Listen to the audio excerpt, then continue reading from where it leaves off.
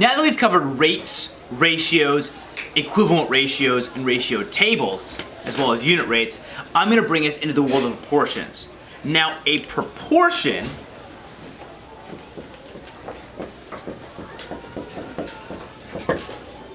relates directly to what we just talked about. A proportion is an equation. If it's an equation, that means it will have an equal sign. An equation that states that two ratios are equivalent. Two ratios are equal. That's all a proportion is. You take two ratios and you are stating that they are equal. For example, 15 to 9 is equivalent to 10 to 6 because you can simplify both of them down to 5/3. Scale this one down by 3, scale this one down by 2, they both come out to 5/3. 4 to 6 and 8 to 20 are not proportional because these are not equal. 4 to 6 scales down to 2 to 3, 8 to 20 scales down to 4 to 5. Therefore, 2/3 does not equal 4/5, 2 to 3 does not equal 4 to 5, they're not equal, it's not proportional. If you are asked to find if something is proportional or not, and you are given a table or you want to make a table, it's pretty simple then to plug it in and figure out if it's proportional by finding that unit rate for each ratio. So let's look at this guy. Or just simplifying it down, let's make it simple. Just simplifying it down, 2 to 10. Now if this is proportional, and this one was a 4, this one would have to be 20. If you get 2 tickets for $10, you will get 4 tickets for $20. All of these simplify down, 10/2, 20/4, to 5/1, 5/1.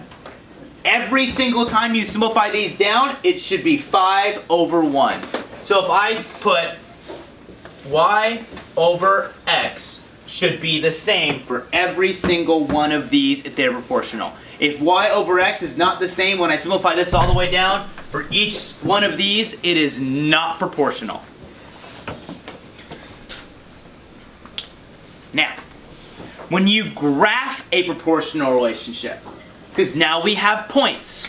We have an x-coordinate and a y-coordinate, and we can put these together and make a point. This is 2, 10, this is 4, 20. We can graph this.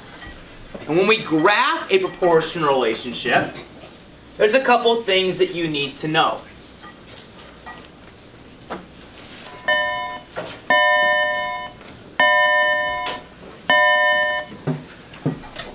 A proportional relationship has two defining characteristics.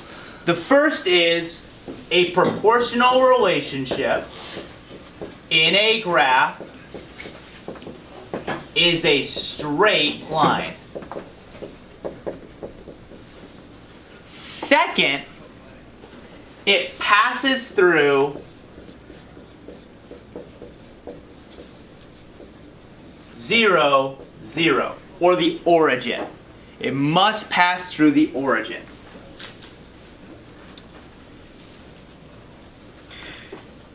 If you buy 0 tickets, you should spend $0. That makes it proportional. Therefore, any kind of fee at the beginning, or you pay a little bit more even if you receive nothing in advance, fees are non-proportional. So this is an example of a proportional relationship. It passes through 0, 0, and it goes in a straight line.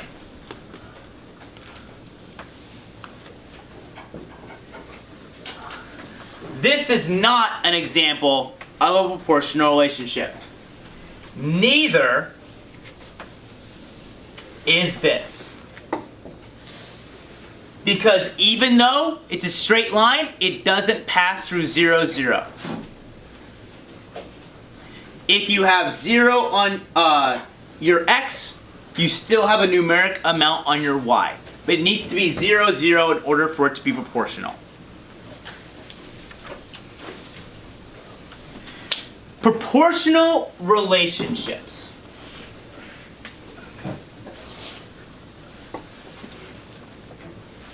Have a constant rate, or a unit rate, that creates this linear relationship which makes a straight line.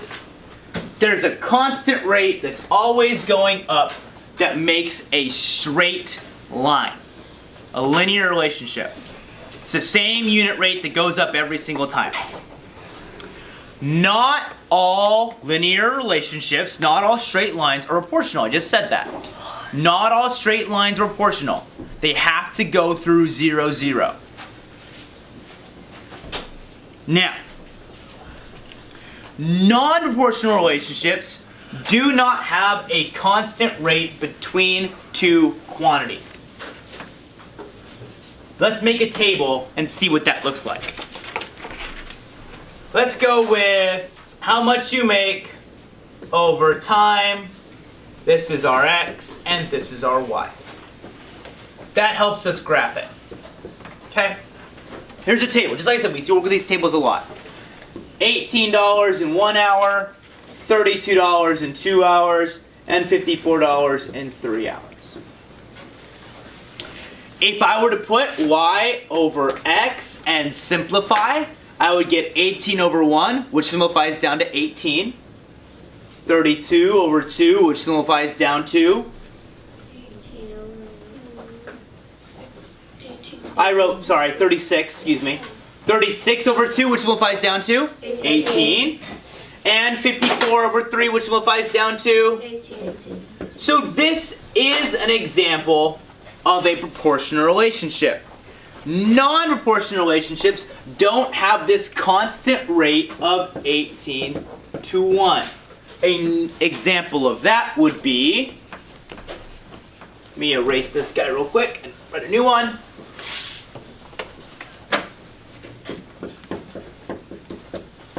Tickets to cost. An example of that would be $10 for 1 ticket, $17 for 2 tickets, $24 for 3 tickets. It simplifies down to 10 to 1. It simplifies down to each ticket costing you $8.50. Simplifies down to each ticket costing you $8.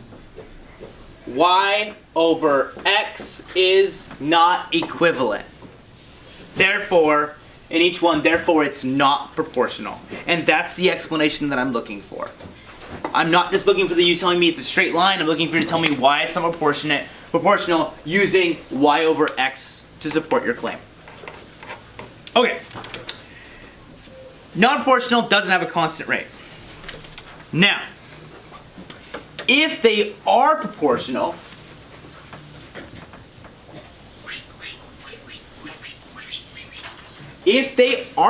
going back to the beginning, you remember that those two ratios are equivalent. So you can now solve with equivalent ratios.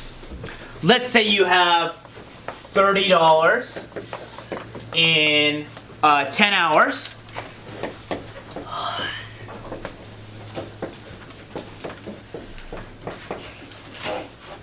How much would you make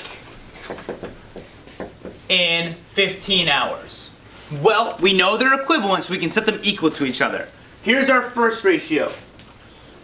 $30 in 10 hours. It's a good rate. So $30, 10 hours, this is dollars, this is hours. Keep these lined up, don't change them. Equal sign, we're gonna set it equal to our next one. We see the 15 hours, we're asking how much we make. We don't know that yet. So we'll say 15 hours. We don't know this, so we'll put a variable. Then it's about following Mr. Billick's steps for solving equivalent ratios. This only works if they're equivalent. Step number 1, cross multiply.